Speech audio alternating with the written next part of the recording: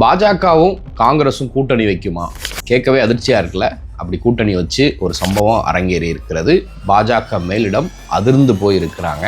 பாரதிய ஜனதா கட்சி அழிவை நோக்கி போகுது, ஒரு மிகப்பெரிய அளவில் சரிவை சந்திக்க போகுதுன்னு நேற்று ஒரு வீடியோவில் நம்ம பேசியிருப்போம். அதற்கான தொடக்க புள்ளிகள் அங்கங்கே நடக்க தொடங்கி இருக்கிறது. மகாராஷ்டிரா, ராஜஸ்தான் போன்ற பாஜக ஆட்சி செய்யக்கூடிய மாநிலங்களில் இந்த மாதிரியான சம்பவங்கள் நடந்திருக்கிறது. பாஜக சித்தாந்த அடிப்படையில் செயல்படலை, அதிகாரத்திற்கு வரணும், பவரை கைப்பற்றுவதற்கு என்ன வேணால் செய்யலாம் அப்படின்னு அவர்கள் கையில் எடுத்த ஆயுதம் இப்போ அவர்களையே தாக்க தொடங்கி இருக்கிறது. அந்த கட்சிக்குள் இருக்கக்கூடிய 2ஆம் 3ஆம் கட்ட நிர்வாகிகள், தலைவர்கள், நாங்கள் பவருக்கு வர்றதுக்கு என்ன வேணா செய்வோம் அப்படிங்கிற மாதிரி பாஜக மேலிடத்தையே மிரட்ட தொடங்கி இருக்கிறாங்க. மகாராஷ்டிராவில் மிகப்பெரிய அளவில் ஒரு அதிர்ச்சி சம்பவங்கள் நடந்திருக்கிறது. இது இந்தியா முழுக்க எதிரொலிக்கிறதுக்கு வெகு நாட்கள் எடுக்காது. ஒரு மிகப்பெரிய அளவில் எதிர்மறையான தாக்கங்கள் பாஜக கட்சிக்குள்ளாக நடக்கும், விரைவில் அது நடக்க இருக்கும் அப்படின்னு சொல்லப்படுது. இதை பற்றிய ஒரு விரிவான செய்தியை தான் இந்த வீடியோவில் நம்ம பார்க்க போகிறோம்.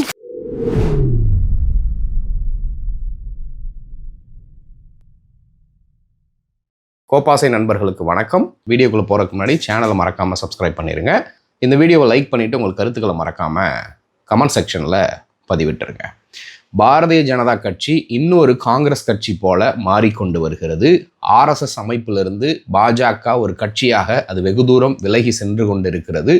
பாஜக அழிவை நோக்கி சென்று கொண்டிருக்கிறது அப்படிங்கிற அடிப்படையில் நேற்றைய தினத்தில் நம்ம வீடியோ போட்டிருந்தோம். கிட்டத்தட்ட இன்னைக்கு இருக்கக்கூடிய வீடியோவும் அதனுடைய தொடர்ச்சி அப்படின்னே பார்க்கலாம். ஏன் அப்படின்னா, மகாராஷ்டிரா மாநிலத்தில் அகோலா, ஆம்பர்நாத் அப்படிங்கிற 2 உள்ளாட்சி நிர்வாகத்தில் அங்கே இப்பொழுது உள்ளாட்சி நகராட்சி தேர்தல்கள் நடந்துகிட்டு இருக்கிறது. அந்த இடத்துல ஒரு அதிர்ச்சிகரமான சம்பவத்தை பாஜக மேலிடத்துக்கு பாஜக தொண்டர்கள், அங்கே இருக்கக்கூடிய லோக்கல் தலைவர்கள் கொடுத்துருக்குறாங்க. எப்படி 2014 2026 வரைக்கும், அதிலும் குறிப்பிட்டு பார்க்கணும்னா 2014 to 2019 இந்த காலகட்டங்களில் இந்தியா முழுக்க எதிர்கட்சியில் இருக்கக்கூடிய எம்எல்ஏக்களை விலைக்கு வாங்குறது, கட்சியவே ஹைஜாக் பண்ணுறது, ஆட்சியை ஹைஜாக் பண்ணுறது, கொஞ்சம் கூட யோசிக்காமல், கவலையே படாமல் ஆட்சியை கவிழ்த்து ஆட்சி அமைக்கிறதுன்ற வேலையை தொடர்ந்து பாஜக பண்ணிட்டு வந்தாங்க. பல எடுத்துக்காட்டுகள் சொல்லலாம். கோவாவில், மத்திய பிரதேசத்தில், கர்நாடகாவில், சத்தீஸ்கரில், பஞ்சாபில், டெல்லியில் அப்படின்னு பல இடங்கள் சொல்லிக்கிட்டே போகலாம். நார்த் ஈஸ்டர்ன் ஸ்டேட்ஸில், மேகாலயா போன்ற மாநிலங்களில் கட்சியவே ஹைஜாக் பண்ணி இவங்க ஆட்சி, ஒரு எம்எல்ஏ கூட பாஜகவுக்கு கிடையாது, ஆனால் அந்த கட்சியவே ஹைஜாக் பண்ணி இவங்க ஆட்சிக்கு வந்தாங்க. கேட்டால் காங்கிரஸ் முக்து பாரத் அப்படிங்கிறத நாங்கள் பண்ண போகிறோம் அப்படின்னு சொல்லிட்டு காங்கிரஸ் ஒழிச்சு கட்ட போகிறோம்னு இப்போ தன்னைத்தாங்களே ஒழிச்சுக்கிட்டு இருக்கக்கூடிய சூழ்நிலைக்கு பாஜக தள்ளப்பட்டிருக்கு. இந்த மகாராஷ்டிரா மாநிலத்தில் ஆம்பர்நாத், அகோலா அப்படிங்கிற 2 பகுதிகளில் காங்கிரஸ் கட்சியோடு பாஜக காரர்கள் கூட்டணி வச்சு அந்த உள்ளாட்சி அமைப்புகளில் பவரை ரீட்டைன் பண்ணுறதுக்கு ஒரு சம்பவத்தை அரங்கேற்றிருக்கிறாங்க. இது காங்கிரஸ் கட்சியோட மட்டுமா அப்படின்னு பார்த்தீங்கன்னா, ஓவைசியினுடைய ஏஐஎம்ஐஎம் கட்சியினோட கூடையும் கூட்டணி வச்சு அந்த அதிகாரத்தை கைப்பற்றியிருக்கிறாங்க. மகாராஷ்டிரா மாநிலத்தினுடைய முதல்வர் தேவேந்திர ஃபட்னவிஸ் உச்சகட்ட கடுப்பில் அறிக்கை விட்டுருக்கிறாரு. இது கட்சியினுடைய ஒழுக்கத்தை கெடுக்கும், இது மிகப்பெரிய விளைவுகளை நீங்கள் சந்திப்பீங்க, இந்த மாதிரிலாம் செய்யக்கூடாதுன்னு கண்டனம் தெரிவிச்சிருக்கிறாரு. ஒரு எச்சரிக்கையும் கட்சிக்காரர்களுக்கு விடுத்திருக்கிறார். இது மகாராஷ்டிரா மாநிலத்தில் மட்டும்தான் நடந்திருக்கா அப்படின்னு பார்த்தீங்கன்னா, ராஜஸ்தான் மாநிலத்திலையும் ஒரு பகுதியில் ஒரு சிறிய ஆதிவாசி அவங்க அடங்கி இருக்கக்கூடிய கட்சியை தோற்கடிக்கிறதுக்கு காங்கிரஸ் கட்சியும் பாஜகவினரும் கூட்டணி சேர்ந்திருக்கிறாங்க.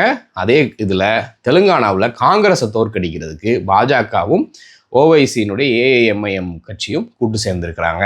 கோவாவிலையும் இதே மாதிரியான சம்பவங்கள் நடந்திருக்கு. இது ஒரு ஒட்டுமொத்தமாக பாஜக கட்சிக்குள்ள ஒரு மிகப்பெரிய அளவில் ஒரு கரையான் புற்று மாதிரி அரிக்க தொடங்கி இருக்கிறது. ஏன் அப்படின்னா, பாரதிய ஜனதா கட்சி கடந்த 12 ஆண்டுகளாக எப்படி ஃபங்க்ஷன் ஆச்சு, ஆர்எஸ்எஸ் அமைப்பு இதற்கு முன்பாக எப்படி ஃபங்க்ஷன் ஆச்சு, காங்கிரஸ் கட்சிக்கும் பாஜகவுக்கும் இருக்கக்கூடிய மிகப்பெரிய வேறுபாடு என்னென்னா, காங்கிரஸ் கட்சியில் ஒவ்வொருத்தரும் இஷ்டத்துக்கு பேசுவான், யாரும் யார் பேச்சையும் கேட்க மாட்டானுங்க. அங்கே காங்கிரஸ்க்கு பாஜக மாதிரி ஒரு ஹை கமாண்ட் இருந்தாலுமே எவனும் கேட்க மாட்டான். ஆனால் பாஜக அப்படி இல்லை, மோடிக்கு பயப்படுவார்கள். எந்த மாநிலத்தில் எந்த முதல்வராக இருந்தாலும், எந்த தலைவராக இருந்தாலும், மோடி அமித்ஷா ஆஃபீஸ்லேருந்து என்ன உத்தரவு வருகிறதோ அதை கண்டிப்பான முறையில் பின்பற்றியே ஆக வேண்டும். அப்படி இல்லைன்றால் கடுமையான நடவடிக்கைகள் எடுக்கப்படும்.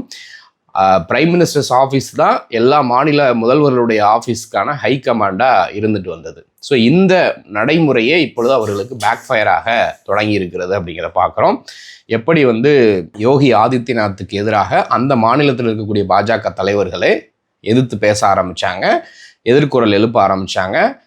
அதனுடைய வெளிப்பாடு தான் நாடாளுமன்ற தேர்தலில் பாஜக உத்தரப்பிரதேசத்திலேயே தோற்று போனதற்கு காரணம் அப்படின்னு சொல்லப்படுது. இது ஒரு புறம் இருக்க, சித்தாந்தத்தை விட்டு பாரதிய ஜனதா கட்சி வெளியேறுகிறது. சித்தாந்தத்துக்கு அலைனாக மாட்டுறாங்க. நமக்கு தேவை பவரில் உட்காரணும், அதற்கு என்ன குட்டி கலாட்டா வேணால் பண்ணலாம் அப்படின்னு பாஜக தலைவர்கள் தொண்டர்களுக்கு காட்டின அந்த எடுத்துக்காட்டை இப்போ தொண்டர்களும் ஃபாலோ பண்ண ஆரம்பிச்சிருக்கிறாங்க அப்படிங்கிறது தான் இந்த சம்பவம் நமக்கு எடுத்துக்காட்டுது.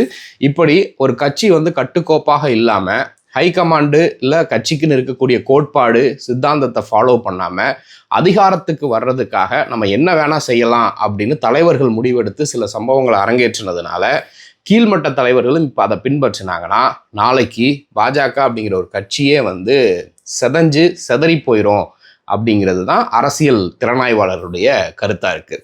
இப்போ மகாராஷ்டிராவில் பார்த்தீங்கன்னா ஆட்சியில் இருக்கிறதே எப்படி, ஒரு பக்கம் ஏக்நாத் ஷிண்டே சிவசேனாவை உடைச்சிட்டு பிஜேபியோட சேர்ந்தார், இன்னொரு பக்கம் அஜித் பவார் தேசியவாத காங்கிரஸை உடைச்சிட்டு பாஜக கூட்டணியில் சேர்ந்தார். இவங்க 3 பேர் சேர்ந்து தான் ஆட்சி நடத்திக்கிட்டு இருக்கிறாங்க. சமீபத்தில் அஜித் பவாரே ஒரு கருத்தை சொன்னார் பத்திரிகையாளர்கள் கேட்ட கேள்விக்கு. பிஜேபி உங்கள் மீதே 70,000 கோடி ஊழல் குற்றச்சாட்டு வச்சாங்களே, இப்போ அவங்களோட கூட்டணி வச்சிருக்கீங்களே அப்படின்ற ஒரு இது சொன்னாங்க. அதே இடத்துல பார்த்தீங்கன்னா கூட்டணி கட்சி ஒரு இடத்துல போட்டியிட போகிறோம் அப்படின்னு சீட்டு வாங்கிட்டு போகிறாங்க அப்படின்னா அந்த இடத்துல அங்கே இருக்கக்கூடிய பாஜகவினுடைய லோக்கல் தலைவர்கள் பிஜேபி இவர்களோட ஏன் கூட்டணி வைக்கணும், இவன் ஊழல் பண்ணவன்னு நாங்களே குற்றச்சாட்டு பண்ணியிருக்கோம், நாங்களே போஸ்டர் ஓட்டியிருக்கோம், இப்போ அவனுக்கு ஆதரவாக நான் எப்படி போஸ்டர் ஓட்டுறது அப்படிங்கிற சண்டையில் அந்த கேண்டிடேட்டுக்கு எதிராக பிஜேபி கேண்டிடேட்டு சுயேட்சையாக நின்று சம்பவங்கள்லாம் நடந்தது. இப்போ அது மாதிரி தான் லோக்கலில் களத்தில் இது மாதிரியான சம்பவங்கள் தொடர்ந்து நடந்துகிட்டு இருக்கிறது. மோடி அமித்ஷா மட்டும் பாஜக கட்சியை உருவாக்கலை. அத்வானி ப்ளே பண்ணியிருக்கிறாரு, முரளி மனோகர் ஜோஷி ப்ளே பண்ணியிருக்கிறாங்க, அருண் ஜேட்லியிலேருந்து கல்யாண் சிங்லேருந்து இது மாதிரி உமா பாரதியிலேருந்து இது மாதிரி நூற்றுக்கணக்கான தலைவர்கள் உருவாக்குனது தான் பாரதிய ஜனதா கட்சி.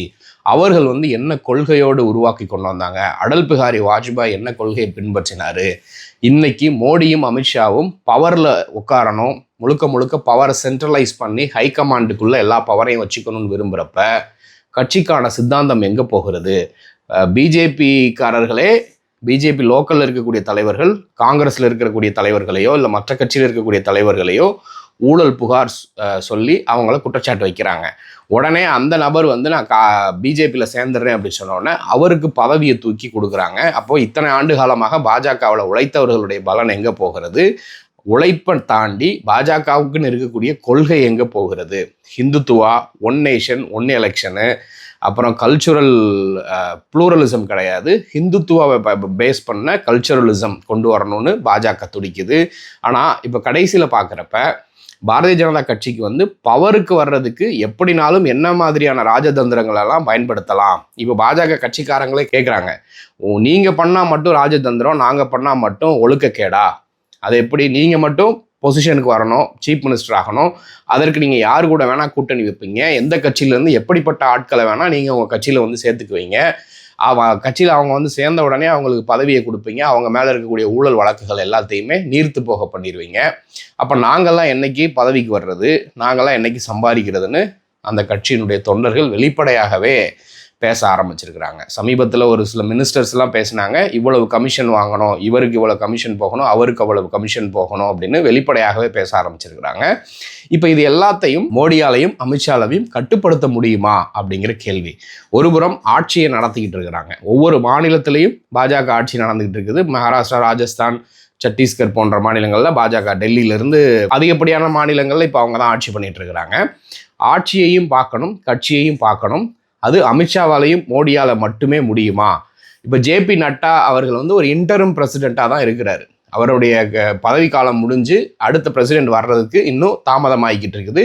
அந்த பதவியை நியமிப்பதற்குமே ஆர்எஸ்எஸ்க்கும் பிஜேபிக்கும் இடையே சண்டை போய்கிட்டு இருக்குது, இன்னுமே நியமிக்காமல் இருக்கிறாங்க. ஸோ இந்த நிலை தான், இது எக்ஸாக்ட் சேம் சினாரியோ தான் ஒரு காலகட்டங்களில் காங்கிரஸ் கட்சியிலையுமே நிலவியது. சோனியா காந்தி வந்தாங்க, அப்புறம் ராகுல் காந்தி வந்தாங்க, ராகுல் காந்தி ரிசைன் பண்ணார், அப்புறம் இடையில திருப்பி சோனியா காந்தி வந்தாங்க, இப்போ தான் வந்து மல்லிகார்ஜுன கார்கே வந்திருக்கிறாரு. ஸோ அதே மாதிரியான எக்ஸாக்ட் சிச்சுவேஷன் இப்போ பிஜேபிக்குள்ளேயும் நடக்கிறது. இது எல்லாத்தையும் தாண்டி பிஜேபி இப்பொழுது பவரில் உட்கார்றதுக்காக, பவரை கைப்பற்றுவதற்காக செய்யக்கூடிய நடவடிக்கைகள் மக்கள் மத்தியில் மிகப்பெரிய அளவில் அம்பலப்பட்டு போகிறாங்க. மக்களுக்கும் கட்சிக்கும் இடையே இருக்கக்கூடிய அந்த தூரம்ன்றது அதிகரிச்சுக்கிட்டே இருக்குது. மக்கள் எளிதாக பிஜேபி ஐடென்டிஃபை பண்ணுறாங்க.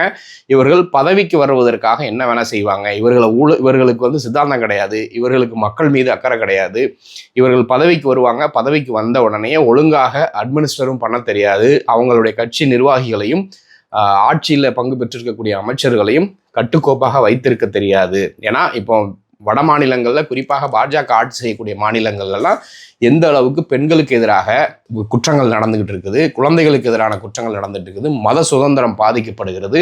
இது எல்லாமே அட் த எண்டில் வந்து எக்கானமியை வந்து பாதிக்கும் அப்படிங்கிறதுல சந்தேகமே இல்லை. வேலை வாய்ப்புகளை உருவாக்க முடியாமல் எந்த அளவுக்கு இவர்களுடைய எக்கனாமிக்கல் பாலிசி வந்து அதை இம்பேக்ட் பண்ணுது அப்படிங்கிறத பார்க்குறோம். ஒரு புறம் ஆட்சியிலையும் பிரச்சனை, இன்னொரு புறம் கட்சியிலையும் பிரச்சனை. அப்படி இருக்கிறப்ப மோடியாலையும் அமித்ஷால மட்டுமே இது எல்லாத்தையும் சரி பண்ணிட முடியுமா? ஆர்எஸ்எஸ் இதை வேடிக்கை பார்த்து கொண்டு இருக்கிறதா? என்னதான் ஒரு அமைப்பு இருந்தாலும், கட்டுக்கோப்பான ஒரு அமைப்பு இருந்தாலும், கட்சி வந்து 2 பேரோட கண்ட்ரோலில் இருக்குது அப்படின்னா அது எப்படி வந்து ஒரு கேட்டஸ்ட்ராஃபிக்கல் இதை நோக்கி அது போய்கிட்டு இருக்குன்னா உடனே எப்படி சரி பண்ண முடியும்? அது சரி பண்ணக்கூடிய காலகட்டத்துக்குள்ளாக காங்கிரஸ் போன்ற மற்ற கட்சிகள் வந்து திரும்ப அவங்க ஸ்ட்ராங் ஆயிடுவாங்க அப்படிங்கிறத பார்க்குறோம். தொடர்ந்து இதை குறித்து பேசலாம். இதை குறித்து நீங்கள் என்ன நினைக்கிறீங்க அப்படிங்கிறத மறக்காமல் கமெண்ட்டில் சொல்லுங்கள். நன்றி.